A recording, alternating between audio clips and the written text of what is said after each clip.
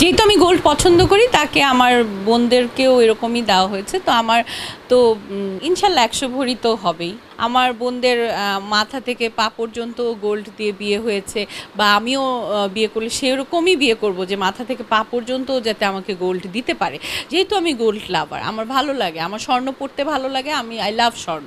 সে সে অবশ্যই তার সেই অ্যাবিলিটি থাকবে, যার সোনার হরিণ পালার যার ক্ষমতা আছে সেই আমাকে বিয়ে করবে। যার সোনার হরিণ পালার ক্ষমতা নেই সে তো আর আমাকে বিয়ে করবে না, আর আমি তার কাছে বিয়ে বসবো না।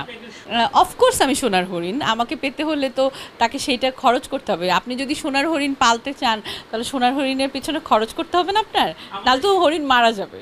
গোল্ড ছাড়া কি বিয়ে হয়? আগে দেখেন আমার বোনদের মাথা থেকে পা পর্যন্ত গোল্ড দিয়ে বিয়ে হয়েছে, বা আমিও বিয়ে করলে সেরকমই বিয়ে করব যে মাথা থেকে পা পর্যন্ত যাতে আমাকে গোল্ড দিতে পারে, সেই অ্যাবিলিটি যাতে তার থাকে। যেহেতু আমি গোল্ড লাভার, আমার ভালো লাগে, আমার স্বর্ণ পরতে ভালো লাগে, আমি আই লাভ স্বর্ণ। তো স্বর্ণ কিন্তু সেভাবে কি এখন বাংলাদেশের মানুষ কিনতে পারছে না। তো বাংলাদেশের যারা স্বর্ণ মালিক সমিতিতে যারা আছেন এখন হর্তাকর্তা, এবং ওয়ার্ল্ডের ইকোনমিকের সাথেই তো সেটা আপ অ্যান্ড ডাউন হয়, সেটা তো বলার কিছু নেই। এখন স্বর্ণের বাজার সবচেয়ে বেশি প্রাইস এখন। সো এখন আমি বলবো যে স্বর্ণের যেই দামটাই, যে আপনি বললেন যে একটা মেয়ে মারা গেছে বিয়ে ভেঙে গেছে বলে স্বর্ণের জন্য, তো এরকম তো আসলে আমাদের কারোরই কাম্য না। স্বর্ণের বাজারটা নিয়ন্ত্রণ করা উচিত। এবং আমি মানে বসুন্ধরায় একটা ফ্লোরই করা হচ্ছে স্বর্ণের জন্য, সেদিন দেখলাম অনেক সুন্দর করে। তো আমার মতে যে এত বেশি দাম বেড়েছে যে এখন আসলে আমি চাইলেও আগের মতো কিনতে পারি না। কিন্তু খুব ভাগ্যটা ভালো যে আম্মু আমাদেরকে এই হ্যাবিটটা করে দিয়েছিল যে স্বর্ণটা কেনার বা স্বর্ণকে ভালোবাসার, সেই হ্যাবিটের পথ ধরেই আসলে এখন যা পরি বা যা আপনারা দেখেন সেটা তো তার অ্যাবিলিটির ওপরে। হ্যাঁ, যেহেতু আমি গোল্ড পছন্দ করি তাকে আমার বোনদেরকেও এরকমই দেওয়া হয়েছে। তো আমার তো ইনশাল্লাহ 100 ভরি তো হবেই। আমি জানি না, এখন অনেক দাম হয়ে গেছে। সে অবশ্যই তার সেই অ্যাবিলিটি থাকবে, যার সোনার হরিণ পালার যার ক্ষমতা আছে সেই আমাকে বিয়ে করবে। যার সোনার হরিণ পালার ক্ষমতা নেই সে তো আর আমাকে বিয়ে করবে না, আর আমি তার কাছে বিয়ে বসবো না। অফকোর্স আমি সোনার হরিণ, আমাকে পেতে হলে তো তাকে সেইটা খরচ করতে হবে। আপনি যদি সোনার হরিণ পালতে চান তাহলে সোনার হরিণের পিছনে খরচ করতে হবে না আপনার, তাহলে তো হরিণ মারা যাবে। সেটা জানি না, বাট আমার বাবা মা তো আমার পেছনে অনেক টাকা ইনভেস্ট করেছে, তাই না? পড়াশোনা, যেমন সবাই অনেকেই বলে যে আপনার এত রূপ এত গুণ, এটা শুনতে ভালো লাগে, আমার শুনতে ভালো লাগে। তো কথা হচ্ছে আপনি যাকে অ্যাবিলিটি যদি আপনার না থাকে তাহলে আপনি আমাকে কীভাবে পালবেন? আর সেই ছেলেকে আমি তো বিয়ে করব না। না, এটা আসলে আপনারা ঘুরে ফিরে সেই বিয়ের প্রসঙ্গে আসছেন। আমি কিন্তু বলেছি যে বিয়ের প্রসঙ্গে আমি আর কথা বলতে চাই না। বিয়ের প্রসঙ্গে কথা বলে কি হবে? যখন আল্লাহ লিখে রেখেছে যার সাথে জোড়া তার সাথেই বিয়ে হবে, তাই না? এখন গোল্ডের প্রসঙ্গে ছিলেন, সেই জন্যই আসলে অনেক সময় অনেক কথাতে এক কথাতেই দুই কথা চলে আসে। যেহেতু গোল্ড নিয়ে কথা বলছিলেন সেই জন্যই কথাটা বলা।